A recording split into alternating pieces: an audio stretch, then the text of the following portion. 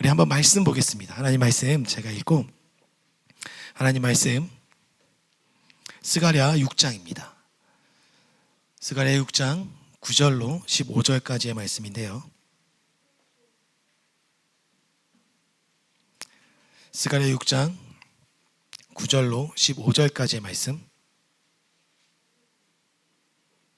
저와 여러분들이 한 절씩 교독하시겠습니다. 제가 먼저 읽겠습니다.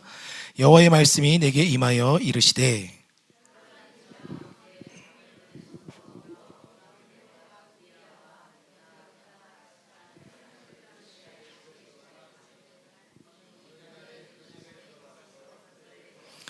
은과 금을 받아 면류관을 만들어 여호사닥의 아들 대제사장 여호수아의 머리에 씌우고,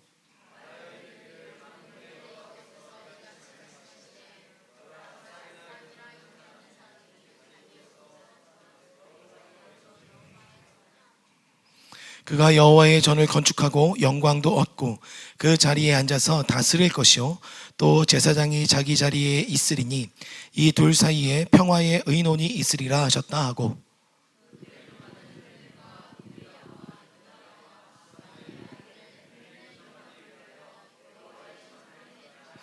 함께 읽겠습니다. 먼데 사람들이 와서 여호와의 전을 건축하리니 만군의 여호와께서 나를 너희에게 보내신 줄을 너희가 알리라. 너희가 만일 너희의 하나님 여호와의 말씀을 들을진대 이같이 되리라. 아멘.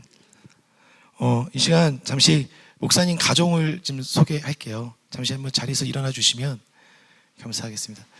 네, 아들 부자이십니다.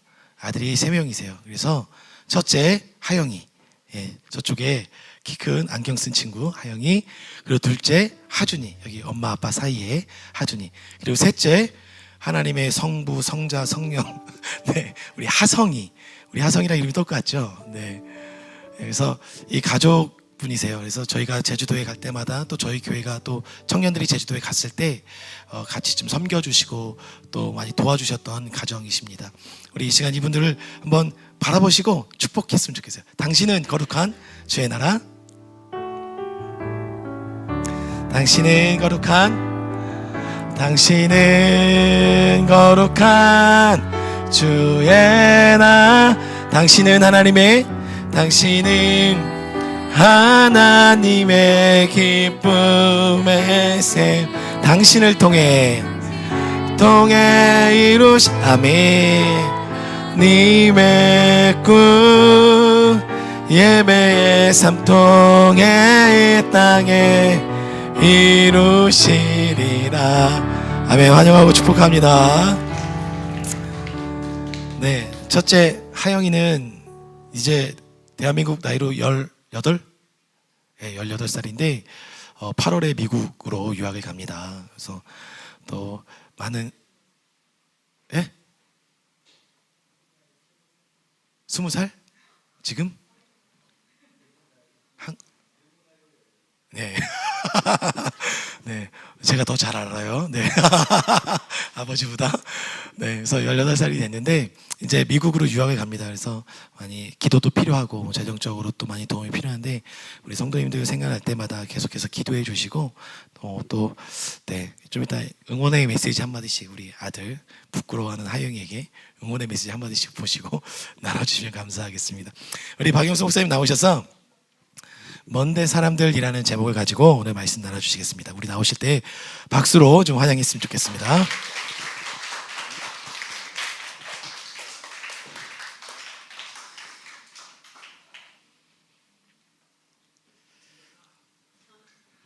감사합니다.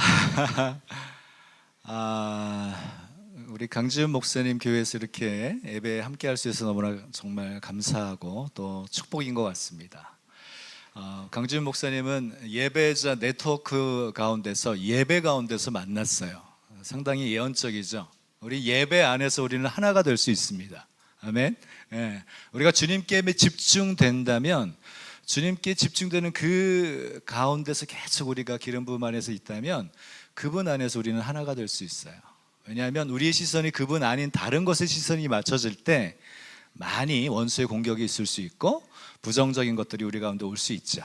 근데 완전하신 주님께 집중하잖아요. 이게 예배잖아요. 그럴 때는 다른 것이 다 아무것도 아닌 게 돼요. 그렇죠? 그러면서 주님께 집중하면서 나아가는 우리의 예배 가운데서 우리는 그분을 더 만나고 알아가게 되면서 그분처럼 그분을 사랑하고 그분을 닮아가고 그분을 나타내기 시작합니다. 아멘. 이것이 예배로서의 삶이 되는 것이죠. 축복성을 받았는데 가사가 너무 좋아요. 정말 그렇게 되기를 원합니다. 예배를 드릴 때마다 저는 이제 예배 센터로서 매일마다 예배를 드립니다.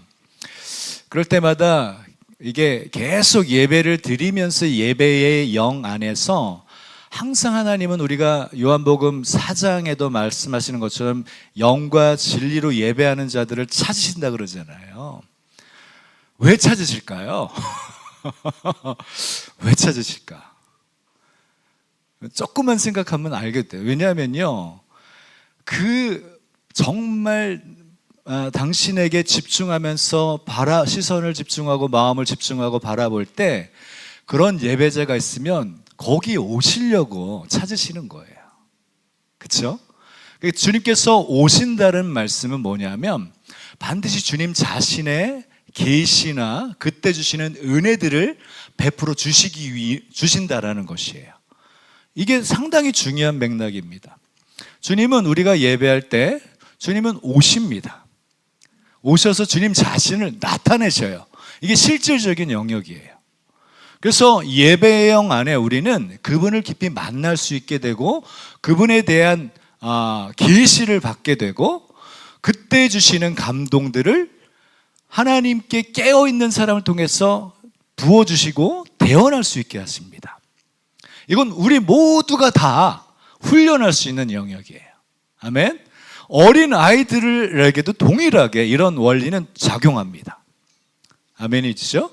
그래서 예배를 온전히 우리가 주님께 집중하면서 영과 진리로 우리의 마음을 다해서 주님께 집중하면서 다른 환경, 다른 상황 보지 않고 집중하기 시작하면 거기에는 반드시 주님이 일하시기 시작합니다. 그럼 주님 자신을 나타내시고 주님의 성품 또 오해들을 벗겨주시고 주님의 어쩌면 우리 삶의 어떤 문제들에 대한 돌파도 부어주시기 시작합니다. 제가 아까 예배를 드리면서 그냥 갑자기 주님께서 깨달게 해주신 것부터 짧게 나누고 본문으로 들어가기 원합니다. 여러분 호세아 10장 11절 말씀 한번 찾아보십시다. 호세아 10장 11절 말씀 찾으면 아주 중요한 구절이 한번 나오는데 보세요. 찾으셨으면 눈으로 따라오십시오. 에브라임은 마치 길들이 남소 같아서 곡식 밟기를 좋아하나 내가 그의 아름다운 목에 멍에를 메우고 에브라임 위에 사람을 태우리니 유다가 밭을 갈고 야곱이 흙덩이를 깨뜨리리라. 여기서 나오는 단어 중에 확 들어온 게 뭐냐면 유다가 밭을 간다는 거예요. 여러분 유다라고 하는 이름의 뜻을 아시죠? 히브리 원어적으로 뭐죠? 찬양이에요. 이 찬양이 밭을 간다라고 할 때 우리가 어떻게 익숙하게 많이 접목되어지는 부분이 찬양을 통해서 우리의 마음밭이 잘 기경돼 가지고 하나님의 말씀의 은혜를 잘 받을 수 있는 마음의 준비가 된다. 이런 원리. 이게 되게 중요했어요. 이 부분은 참 우리에게 기초적인 부분입니다. 근데 지금 주님께서 주시는 감동은 뭐냐면요. 그 유다는 우리의 마음밭을 기경하는 쪽에만 머물러 있다면 그리고 주님의 말씀을 받기 위한 준비적인 단계로만 있다면 그 은혜 가운데서만 제한을 받을 수 있다는 겁니다. 근데 이 시간 제가 계시적으로 주님께서 주시는 감동은 뭐냐면 여러분 요엘서 3장 9절 10절 이번에 좀 말씀을 많이 찾아야 될 것 같아요. 여기 안 나오죠? 성경책 없어요? 제가 읽어드릴게요. 요엘서 3장 9절 10절 읽으실 수 있는 분은 따라오십시오. 같이. 너희는 모든 민족에게 이렇게 널리 선포할지어다. 너희는 전쟁을 준비하고 용사를 격려하고 병사로 다 가까이 나와서 올라오게 할지어다. 너희는 보습을 쳐서 칼을 만들지어다. 낫을 쳐서 창을 만들지어다. 약한 자도 이르기를 나는 강하다 할지어다. 자, 여기서 찬양 자체가 우리의 마음밭을 갈아서 주님의 말씀을 잘 받는 그런 통로로만 인식하고 있었다면, 여기서는 우리가 계시적으로 받아들일 게 뭐냐면 그 찬양 자체가 무기가 되게 하라라고 하는 것이에요. 예, 무기가 되어서, 여러분, 원수 마귀들은 보이지 않게 여러 가지 다양한 방법으로 우리를 가만 놔두지 않잖아요, 사실은. 근데 찬양이 무기가 되게 하라고 요엘서 3장에서 말하고 있어요. 여러분, 그리고 사무엘상 13장 19절 말씀만 한번 읽을게요. 사무엘상 13장 19절 말씀 제가 읽습니다. 그때에 이스라엘 온 땅에 철공이 없었으니 이는 블레셋 사람들이 말하기를 히브리 사람이 칼이나 창을 만들까 두렵다 하였습니다. 이 시대적 상황은 사울이 첫 왕이 됐을, 그리고 요나단, 이 말씀을 읽어보면 사울 왕과 요나단 왕자만 칼을 가지고 있었던 상황이에요. 그 외에 이스라엘 백성들은 블레셋의 침략과 지배 속에서 모든 무기들을 빼앗긴 상태예요. 그래서 농사기구들을 가지고 전쟁을 맞서고 있는 상황이었단 말이에요. 근데 여기 19절 보니까 블레셋 사람들, 자기가 이제 이스라엘을 점령하고 지배하고 있는 상황이고 노략말을 막 취하고 있는 상황인데, 블레셋 사람들이 두려워하는 게 뭐냐? 이게 원수 마귀가 두려워하는 게 이거예요. 여러분, 이게 계시로 받으세요. 원수 마귀가 두려워하는 건 뭐냐면, 히브리 사람들이 칼이나 창을 만들면 우리를 공격할까 두려워하고 있다는 거예요. 이해되십니까? 우리는 시대와 상황에 맞게 하나님은 날마다 새로운 기름 부음, 새로운 차원의 계시들을 주십니다. 마지막 때가 갈수록 여러분, 어둠은 더 짙어진다 그래요. 원수의 공격들이 더 우리를 공격하게 됩니다.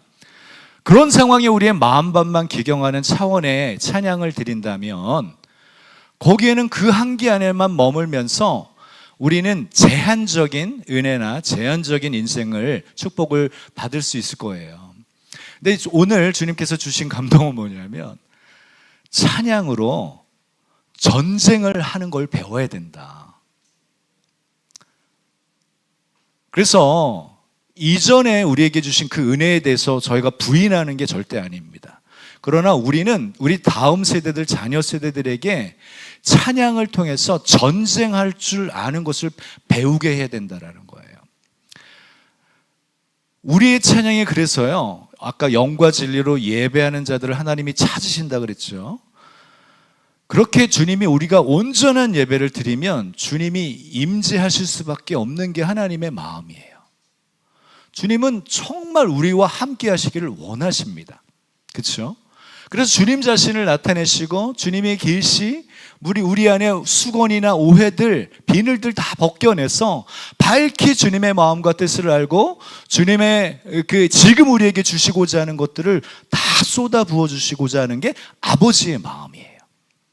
그렇게 된다면 우리가 드려지는 예배는, 우리가 드려지는 찬양은 뭔가 이전보다 더 태도적으로나 우리의 어떤 마음의 자세적으로나 상당히 달라져야 된다는 것입니다.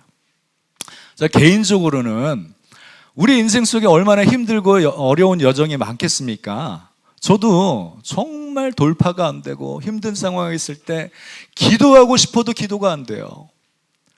예배가 안 되는 거예요. 그래서 저 뒷자리에 혼자 가만히 앉아서, 주님, 저 예배도 못 드리고 기도도 못 하겠어요. 너무 힘들어요. 그랬더니 갑자기 주님께서 내적 음성으로, 생뚱이었어요, 정말, 춤춰라 그러셨어요. 아니, 그랬을 때 그 음성이 들렸을 때 상당히 기분이 나빴어요. 정말 그런데 주님의 음성인 것은 알겠더라고요. 그래서 어떻게 해야 돼요? 정말 기분이 안 좋지만 춤추거나 노래할 수 있는 없는 상황이었는데 제가 소파에 앉아서 일어서 가지고 순종했죠. 한 발짝, 두 발짝 하면서 손을 이렇게 나풀거리면서 이렇게 세 발짝 들어갔을 때 내 안에 우울함이 확 달아나 버리는 거예요. 그리고 기쁨과 평강이 확 몰려오는데 혼자서 얼마 동안 예배드리는지 몰라요. 제 안에 부흥이 일어나 버리더라고요. 제가 가끔 혼자서 밤늦게 혼자서 주님의 말씀을 보다가 말씀이 계시로 임하면 그것이 너무 기뻐서 감사해서 혼자 소리는 못 지르고 속으로만 소리 지르면서 혼자서 빙빙 돌면서 춤추면서 예배하는 경우 많이 있습니다. 여러분, 이게 찬양 자체가 돌파가 일어나요. 이게 영적 전쟁이 되는 거예요. 이해되십니까?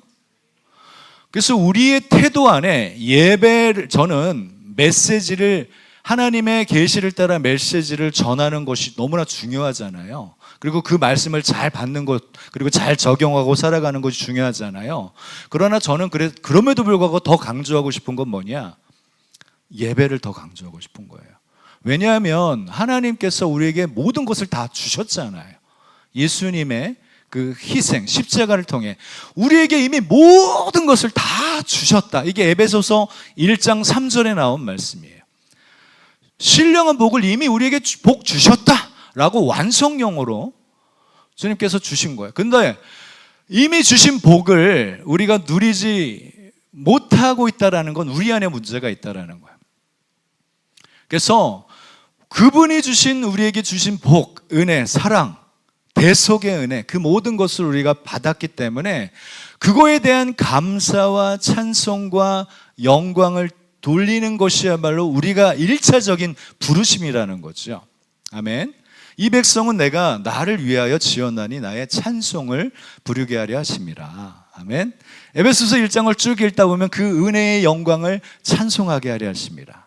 또 그 영광의 찬송이 되게 하려 하심이라. 그 영광을 찬송하게 하려 하심이라. 이게 3번이나 반복됩니다. 이 사도 바울이 서신서에 여러 번 강조하는 게 뭐냐면 시와 찬송과 신령한 노래에 대해서 상당히 많이 강조합니다. 에베소서에서는 성령의 충만함 가운데서 시와 찬송과 신령한 노래를 얘기하고, 골로새서 3장에서는 이 말씀, 그리스도의 말씀으로 충만하게 한 후에 시와 찬송과 신령한 노래를 부르게 해요. 그래서 초대교회는 이 신령한 노래들, 시와 찬송과 신령한 노래들이 아주 기본 베이스였던 얘기예요.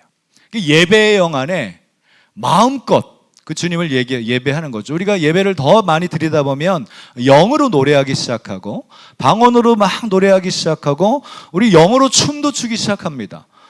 저는 종교의 옷을 최대한 벗어버리려고 노력해요. 왜냐하면 영과 진리로 예배 드릴 때 사실은 주님의 평강과 기쁨이 더 우리 가운데 오기 때문에 그래요. 환경과 상황에 맞춰서 가는 것, 사실 하나님은 우리를 존중하십니다. 우리가 너무 힘들고 어려움을 다 아세요. 근데 하나님의 지혜, 하나님의 우리를 향한 그 시대에 맞는 축복, 돌파의 기름 부음은 항상 반대로 우리 가운데 요청하십니다. 아까 제가 힘든데 춤춰라 그랬잖아요. 근데 꿀꿀하고 우울하게 있어버리면 우리에게는 더 힘든 거예요, 사실은. 거기에서 나와서 주님이 주신 기쁨과 평강을 누리는 법을 배우셔야 돼요. 이게 훈련입니다, 사실. 이게 모든 영역이 훈련이에요. 안 해보면 못해요. 네. 사실 그래서 시편의 많은 기자들이 표현할 게 예배는 어떻게 드려야 되냐. 기본적으로 우리가 일어서서, 아까 드렸듯이 일어서는 것, 일어서 앉았다가 일어서는 것 자체만으로도 기름 부음이 달라져요. 그리고 두 손을 드는 것만으로도 상당한 차이가 있습니다. 여러분, 이 유다라고 할 때 이게 찬양이잖아요. 유다라고 하는 이름의 어원이 야다예요. 야다. 시편 76편의 1절에 보면 하나님이 유다에게 알려주신 바 되었다 그래요. 그 어원을 따져보면 알려주셨다, 알다, 하나님을 안다 라고 할 때 여러분 아시죠? 이게 히브리어로 뭘까요? 아는 것, 야다예요, 야다. 그죠? 근데 찬양이라고 하는 어원도 야다인 거예요. 우리가 온전한 찬양을 이렇게 손을 쭉 펴서 우리의 마음에 주님이 우리에게 주신 그 사랑 때문에 내가 감사하고 찬양하고 너무나 좋아요 하면서 너무 사랑해요 하면서 이 야다라고 하는 이 단어 자체가 두 손을 쭉 뻗어서 뭔가 던지는 거예요. 그 대상을 향해. 우리의 마음, 우리의 사랑, 우리의 감사와 찬양을 막 던져드리는 겁니다. 이 손을 딱 뻗었을 때 주님이 알려주신다 그러는 거예요. 야다. 우리가 야다 할 때 주님은 야다로 임하신다. 여러분, 저는 이것을 다 계시로 받아요. 계시적으로 우리가 받아들이지 않으면 지식적으로만 이해하고 그것을 적용하고 그 차원으로만 지식적으로만 머물러 있으면 그런 개념 알아.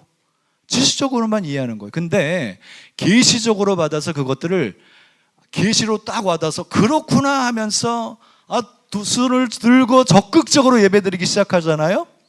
그러면 기름 부음이 달라지는 거예요. 이해되십니까? 예. 그래서 계시적인 티칭 그리고 예배 가운데 주님은 오시기 때문에 온다라는 것은 그때 가운데 주님은 반드시 우리 가운데 말씀하십니다. 목사님의 메시지 준비한 메시지를 통해서도 오실 수 있어요. 당연히 그건 맞죠. 그러나 예배의 영안에서 우리 각각에게 주시는 예배의 영안에서 주님께서 주시는 것들도 있다는 걸 여러분 기대하셔야 돼요. 너무나 우리가 익숙하게 예배를 드리는 그런 스타일로만 있다면 절대로 우리가 더 넓은 차원의 하나님을 경험하기가 어렵습니다. 어쩌면 우리 모두가 종교의 옷을 입고 그 틀에만 갇혀 있을 수도 있을 거예요. 그래서 저는 이제 네트워크가 좋아요. 예배 영안에서 예배하다가 우리 강 목사님도 만나잖아요. 그리고 예배자들끼리 만나고 다른 다양한 사역자, 부르심과 은사를 가진 다양한 그리스도의 몸 안에서 다양한 사람들을 만나면 물론 실망스러운 부분도 보일 수 있습니다. 그러나 주님께서 저에게 명확하게 하신 말씀은 절대로 하나님의 역사를 보기 위해서는 절대로 부정적인 요소에 대해서 그렇게 많이 보지 말라. 이런 말씀하셨어요. 한마디로 얘기하면 가라지를 보지 마라. 그러셨어요. 만약에 가라지 같은 요소, 부정적인, 별로 안 좋은 연약한 모습만 본다면 그 사람에게 있는 좋은 것들을 보지 못해요. 하나님이 일하시는 것들을 보지 못해요. 이해되십니까? 그래서 우리가 가라지 같은 연약함이 있다면 우리가 축복해 드리는 쪽으로만 마음을 가지셔야 되고, 그리고서 하나님의 어떻게 일하시는지 좋은 것들은 받을 수 있는 이런 마음의 태도만 있으면요, 여러분 어디 가서나 많은 것들을 받으시게 될 거예요. 예. 우리 모두는 역사적으로 우리 민족적으로 상처와 아픔이 많아서 사실 부정적인 요소들을 바라보는 게 상당히 훈련되어 있는 상황입니다. 너무나 익숙해요. 부정적인 요소들을 보는 게. 제가 그 부분을 훈련하는 시간들을 상당히 많이 가졌습니다. 너무나 부정적인, 그래서 뒷담화하고 비방하고 험담하고 하는 경우들이 정말 많이 몸에 배어 있었던 사람이에요. 근데 그 분위기 안에 있었잖아요. 그 분위기 안에 있으면 몰라요, 스스로도. 근데 나와 봤더니 내가 그러고 있었네 하면서 회개하면서 조정하는 시간들을 참 많이 가졌습니다. 그래서 어디 가서나 부정적인 것들이 실제적으로 보여요, 사실은. 근데 그런 것들을 말하는 것을 또 좋아하시고 다. 그러나 하나님의 나라는 절대로 예수 그리스도의 보혈의 공로 안에서 부정적인 것들은 우리는 축복으로 바꿔줘야만 합니다. 그리고 사랑으로 품어줘야만 하는 것이죠. 그리고 너무나 많이 좀 사로잡혀 있거나 속고 있는 영역이 있다면 정말 선을 어쩌면 이제 나름대로의 기준을 가지고서 요거는 함께하기 어렵겠다 그러면 이렇게 바운더리를 두셔야 되는 지혜가 필요할 수도 있을 거예요. 네. 아무튼 하나님께서 일하시는 것들을 우리가 보기 위해서는 우리 시선에 부정적인 것들을 보지 않는 연습을 하셔야 된다. 그러면서 좋은 부분, 하나님이 어떻게 좋은 것들을 일하시고 계시고 역사하고 계시는가, 이것들을 보기 시작하면요, 상당히 많은 유익함을 얻습니다. 그래서 저는 네트워크 안에서 부정적인 부분, 저랑 스타일도 안 맞고 정말 함께하고 싶지 않은 그런 분들하고 함께하면서 많이 다듬어졌어요. 그리스도의 몸은 정말 다양합니다. 부르심도 달라요. 그래서 우리가 이해를 못할 수 있는 영역들이 있는 거예요. 은사들도 그래서 다른 거예요. 그 부르심의 영역 가운데 가다 보면 그 부르심 맞게 하나님이 은사들을 주시거든요. 저는 선교단체에 한 12년 있었습니다. 그리고 철저하게 기도와 예배하면서 주님의 인도하심을 따라서 순복하려고 노력합니다. 근데 순복의 자리가 완전 좋았을까요? 절대 그러지 않아요. 여러분, 저는 이 은사 사역하시는 분들, 은사가 많이 풀어지고 기름 부으심이 풀어질 때 그 기름 부으심 때문에 우리가 혹 하면서 너무 좋잖아요. 그 좋은 거 다 받으시면 좋습니다. 그러나 그 은사 자체가, 그 기름 부음 자체가 그 사람을 반영하는 게 아니에요. 그건 주님으로부터 오는 거기 때문에. 근데 우리는 가장 중요하게 우리는 그분 안에서 그분의 성품으로 다듬어지는 것이 우리의 방향을 잡아야 됩니다. 그분을 닮아가는 것, 그래서 그분을 알아가는 것이 중요한 거예요. 그분을 알아가는 것이 곧 본질적으로 예배인 것입니다. 잘 받으십니까? 저는 이제 경험을 통해서 배우는 것들을 나누는 거예요. 사실 예배를 드리면서 이 부분에 대해서 주님께서 갑자기 떠오르게 해서 이 부분을 정리해서 좀 나눕니다. 그래서 우리 찬양 자체가 결코 단순하지 않다. 이것을 계시적으로 받으시고 수동적이지 않는 우리의 모습이 되기를 축복해요.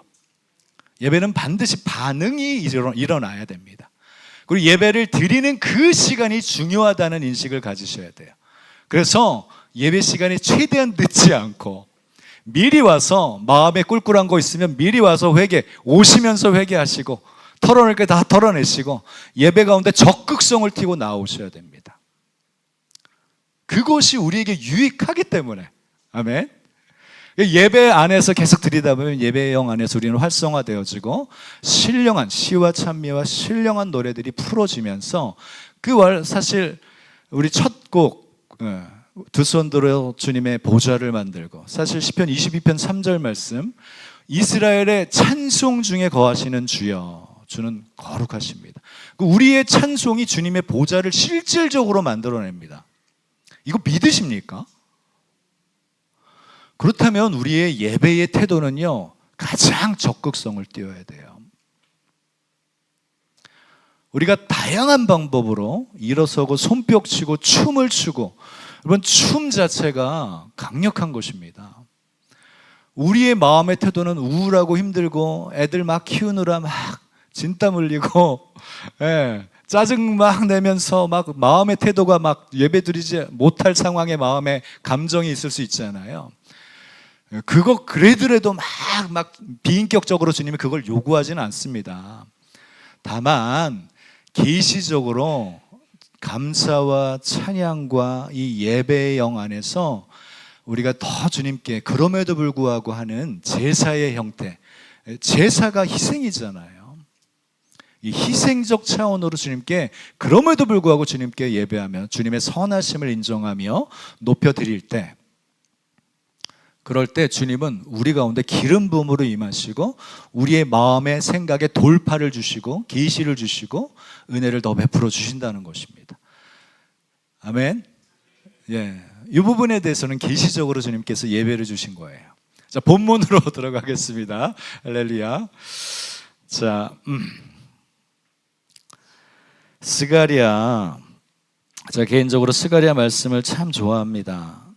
스가랴 6장 9절부터 봤는데, 여러분 스가랴에 나오는 인물 중에 가장 무게감 있는 인물이 대제사장 여호수아하고 총독 스룹바벨이 등장합니다.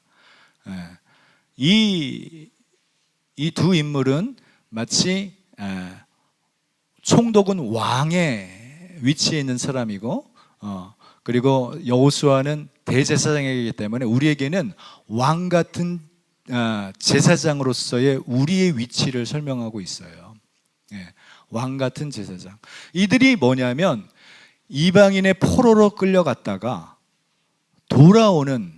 돌아와서 이 이사야 45장의 그 고레스의 그 은총 기름 부음 가운데서 고국으로 돌아오고 성전을 건축하기 위해 모든 지원을 받은 그런 상황에 있는 거예요. 그래서 돌아왔을 때 70년의 포로 기간 속에서 우리 조상과 우리가 범한 죄악, 우상 숭배, 불법, 그 모든 죄악으로 말미암아 우리가 이렇게 정말 참담한 인생을 살아왔다라는 것을 뼈저리게 경험했겠죠. 그러면서 돌아온 사람들이에요. 그러면서 스가랴 3장 한번 보세요. 8절 9절을 보면 이 싹에 대해서 또 여기서도 나오는데 보세요. 대제사장 여호수아야, 너와 네 앞에 앉은 내 동료들은 내 말을 들을 것이니라. 이들은 예표의 사람들이라 그래요. 내가 내 종 싹을 나게 하리라. 무엇에 대한 예표냐? 나중에 싹을 내서 성전을 건축할 것에 대한 예표의 사람들이래요. 그래서 여호수아와 스룹바벨과 그때 포로에서 귀환한 사람들, 아까 6장에 나오는 여러 가지 사람들의 이름들이 나왔잖아요. 그들은 예표의 사람들이래요. 그들은 실질적으로 그 시대에 스룹바벨 성전을 건축하는 세대들이에요. 그렇죠? 근데 나중에 그 싹에 대해서 설명을 하면서 너희들이 지금 성전을 건축하고 있지?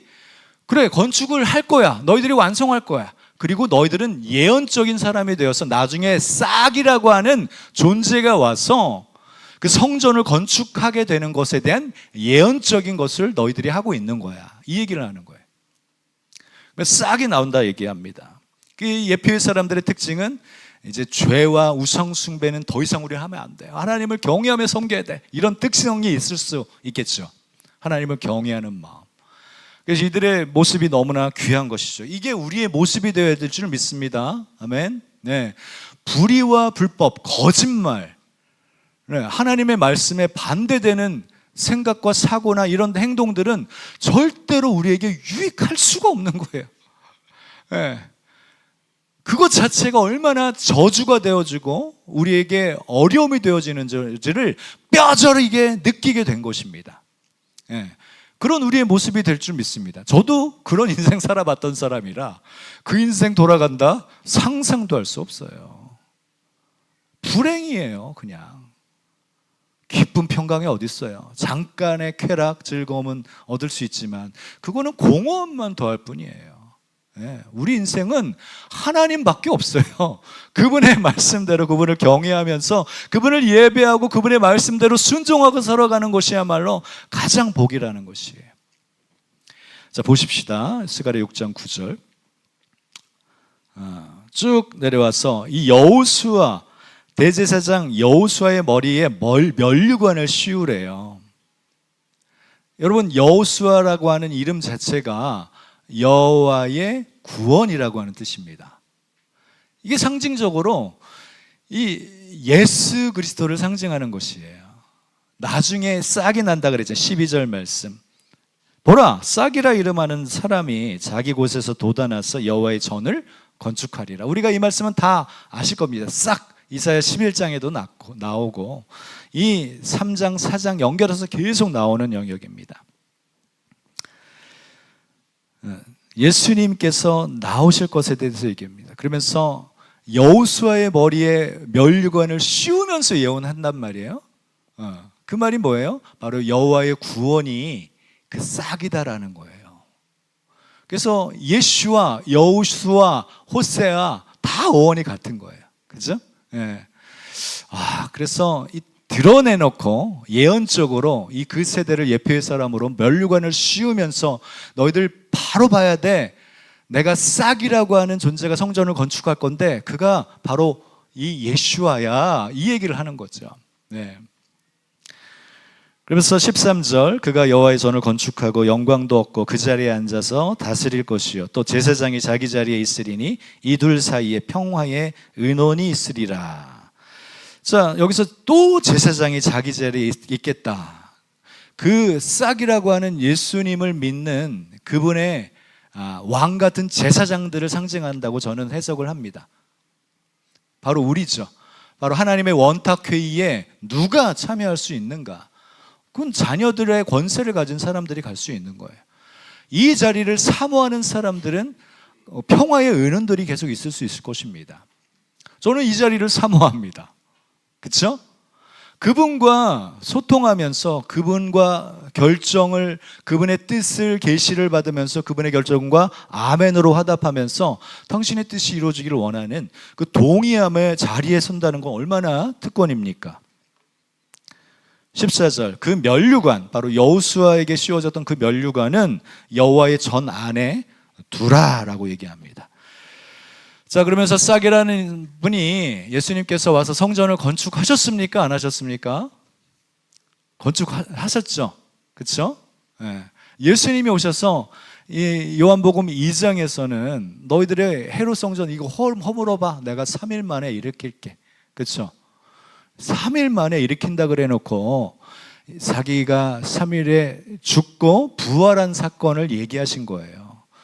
부활 후에 완전한 주님의 성전이 되셨죠.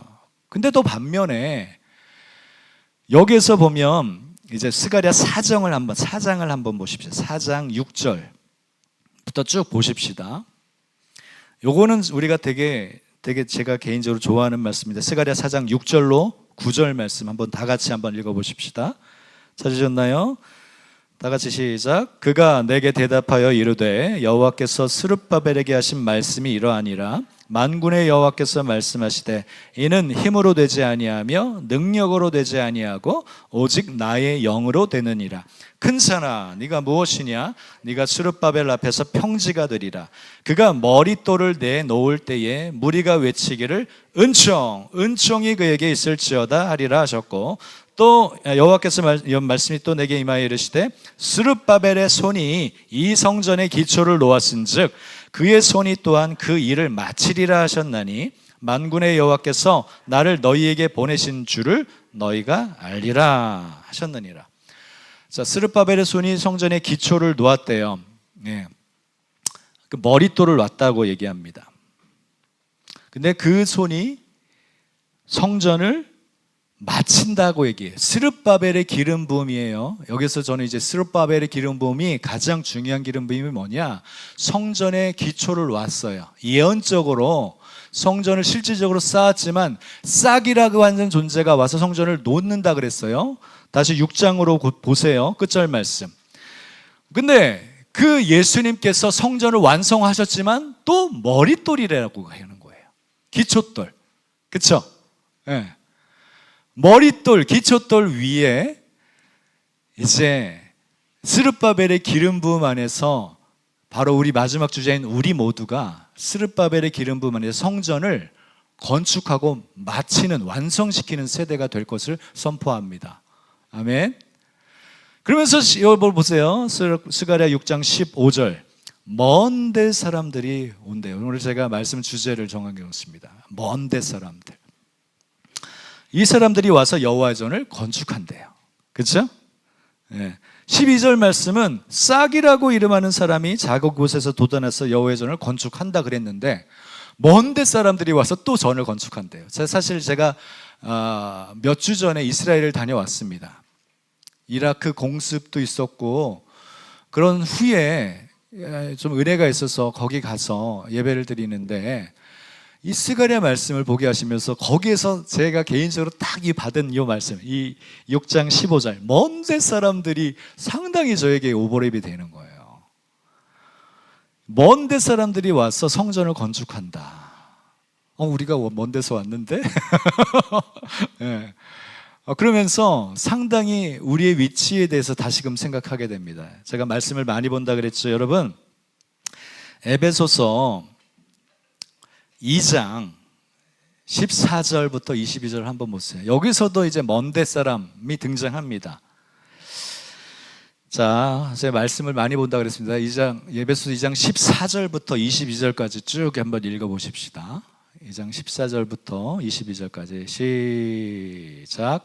그는 우리의 화평이신지라 둘로 하나를 만드사 원수된 것 곧 중간에 막힌 담을 자기 육체로 하시고 법주문으로 된 계명의 율법을 폐하셨으니 이는 이 둘로 자기 안에서 한 세 사람을 지어 화평하게 하시고 또 십자가로 이 둘을 한 몸으로 하나님과 화목하게 하려 하심이라.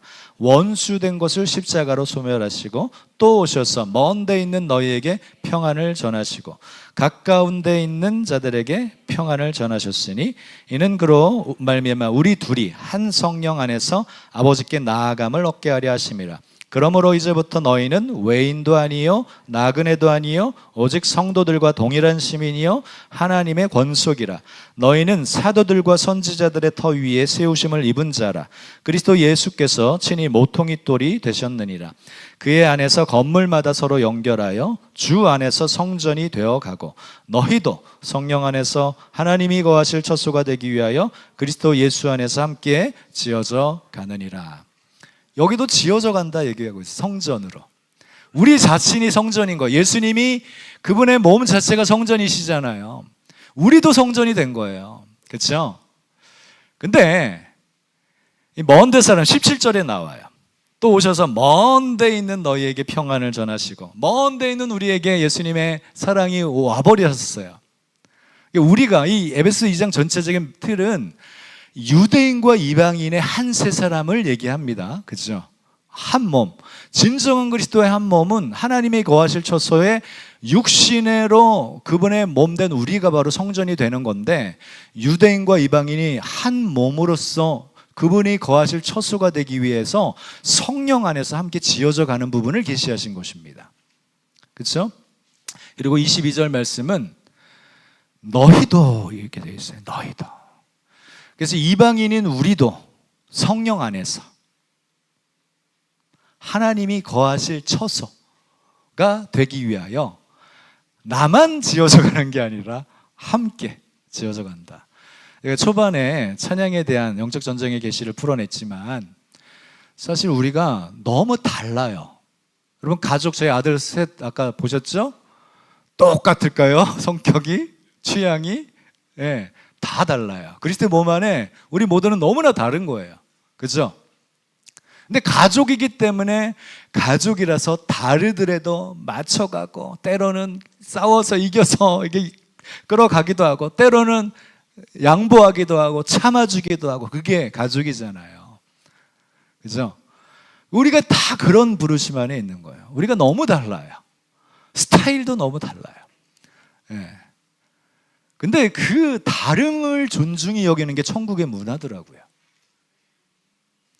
이 다름 자체가 틀린 게 아니거든요, 사실. 물론 연약함으로 넘어져서 죄악에 넘어졌다 그랬다면 정말 기도하고 품어주고 계속적으로 사랑으로 품어주면서 중보해주면서 사랑으로 위로해주고 격려해주는 곳이 그게 가족인 거잖아요.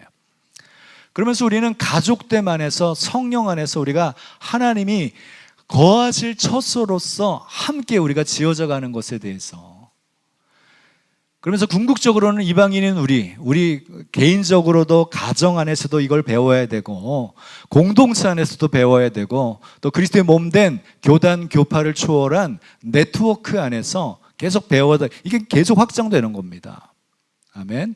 그리고 궁극적으로는 우리가 바라보는 거기 이스라엘과 이방인인 우리가 하나로 한 몸으로 지어져 가는 것을 우리는 계속 그 방향으로 가야 되는 것입니다. 아멘. 네. 하나님이 거하실 처소가 되는 것, 이게 먼 데 사람들 궁극적으로 우리가 먼저 하나가 되고 가족이 되어서 서로를 존중히 여기고 우리에게 뭐 서로 나랑 다른 견해, 다른 시야, 또 다른 성격, 그렇죠? 여러분 많이 충돌하시잖아요. 네. 그 안에서 우리는 함께 지어져 갑니다. 근데 에베소서 한번 더 보십시다. 제가 말씀을 많이 보는데 에베소서 3장 16절로 19절 말씀, 제가 이 말씀 너무 사랑합니다. 이 말씀으로 참 많이 기도합니다. 에베소서 3장 16절로 19절 말씀 찾으셨나요? 시작. 그의 영광의 풍성함을 따라 그의 성령으로 말미암아 너희 속사람을 능력으로 강건하게 하시오며 믿음으로 말미암아 그리스도께서 너희 마음에 계시게 하시옵고 너희가 사랑 가운데서 뿌리가 박히고 터가 굳어져서 능히 모든 성도와 함께 지식에 넘치는 그리스도의 사랑을 알고 그 사랑의 너비와 길이와 높이와 깊이가 어떠함을 깨달아 하나님의 모든 충만하신 것으로 너희에게 충만하게 하시기를 구하노라. 이 말씀은 너무나 많이 기도하다 보니 그냥 애워졌어요. 사실은 말씀이 너무 좋잖아요. 뭐 이 말씀 하나만 가지고도 메시지를 많이 나눌 수 있지만 여러분 보세요. 18절 능히 모든 성도와 함께. 모든 성도 안에 여러분 우리가 너무 다른 스타일이나 기질이나 부르심이나 은사나 너무나 많이 다른 성도들과 함께 일하는 겁니다. 이해되십니까? 여기에는 반드시 사랑의 수고가 들어가야 됩니다. 인내가 들어가야 됩니다. 고린도전서 13장의 그 사랑에 대해서 우리는 계속 훈련하는 우리의 자세가 되는 거예요. 아멘. 연약함을 볼 때 그거에 대해서 하나님의 사랑의 관점으로 지식에 넘치는 그리스도의 사랑을 알고, 이것은 뭐예요? 배우라는 얘기예요. 배우라는 얘기. 성도들과 함께, 연약한 지체들과 함께 수준 높은 그리스도의 사랑, 그 사랑을 추구하기 위해서 우리는 배워야 된다, 이 얘기하는 거예요. 그래서 사랑 안에서 완전히 연결되고 결합된 성령 안에서, 그리스도의 사랑의 말씀 안에서, 성품 안에서 우리는 계속 연결되고 결합되는 겁니다. 그래서 우리는 때로는 희생하고, 때로는 우리가 품어야 되고 인내해야 되고, 때로는 사랑에 수고를 해야 되면서 때로는 금식도 해야 될 거예요. 그러면서 우리는 어떻게 되는 거예요? 그것을 통해서 뭘 배우는 거예요? 그리스도의 성품을 배우는 거예요. 우리가 이게 우리의 부르심이라고 저는 믿습니다. 그리스도를 닮아가는 것이야말로 우리의 부르심이에요. 저는 Father's House라고 하는 이름을 주님께서 계시적으로 주셨기 때문에, 예언으로, 그 이름 자체가 얼마나 부담스러운지 여러분 모르시죠? 사실 너무 부담스러워요, 사실. 근데 계시적으로 주셨기 때문에 주님께서 그 이름대로 우리를 훈련하고 가시는 것을 보는 거예요. 저는 그리스도의 사랑만, 아버지의 사랑, 아버지의 위로를 더 풀어내기 원합니다. 어디 가서든지. 주님께서 예배 가운데 계시를 많이 주신다 그랬어요. 예배를 깊이 드리는데 갑자기 지금 이 세대들은 기름 부음 안에서 탁월해질 것이다 라고 말씀하시기도 합니다. 그리고 한참 후에 몇 개월 지났는데 또 예배를 깊이 드리는데 내가 이전까지는 나의 성품들이 제한을 받았었다. 이 말씀이 너무나 명확하게 내적 음성으로 부인할 수 없을 정도로 제 영에 새겨지는 거예요. 많은 부분 하나님의 음성을 듣는다고 하면서 엉뚱한 막 하나님의 원리나 하나님의 나라의 원리나 성품에서 벗어난 엉뚱한 그런 뭐 하나님이 말씀하셨다라고 하는 분들 참 많이 들어보긴 했지만, 그런 차원이 아니라 성품이나 진리 안에서, 그분의 나라의 원리 안에서 주님이 너무나 명확하게 말씀하시는 것들이 있어요. 그건 우리는 계속 그걸 배우게 될 것입니다. 근데 이전까지는 성품들이 제한을 받았을 때라는 그 말씀 자체가 너무나 많은 묵상을 하게 합니다. 우리 어른 세대들, 우리나라 이 민족 자체가 그분의 은혜와 사랑 안에서 정말 많이 은혜를 받고 이렇게 부강하고 했지만, 그 일제 식민지와 침략과 전쟁을 겪어오면서 그분의 사랑을 누리지는 못했다라는 거예요. 누리지 못하면 뭐예요? 그 누리지 못한 그대로가 흘러가는 거예요. 충분히 우리는 누려져야만 합니다. 아버지의 사랑, 무조건적인 사랑, 그 은혜, 그것이 온전히 회복되어지고 그분을 아는 계시가 더 명확하게 지갈 때 주께로 돌아가면 이제 수건들이 벗겨지는 거예요. 비늘도 벗겨지는 거예요. 밝히 그분을 알기 시작하게 되는 거예요. 그러면 내가 그분의 은혜를 깊이 경험하면 경험한 사람들은 변화되기 시작합니다.